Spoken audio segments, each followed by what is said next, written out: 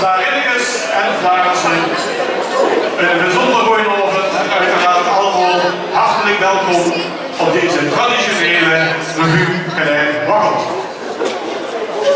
Vlarinnekes en Vlarensen, ik volg uw aandacht voor de binnenkomst van de Hofkapel, gevolgd door het regiment Oud-Adjudant de Vlarensen, gevolgd door de stadsvastloosvereniging de Vlarensen met in het midden Prins Sander I.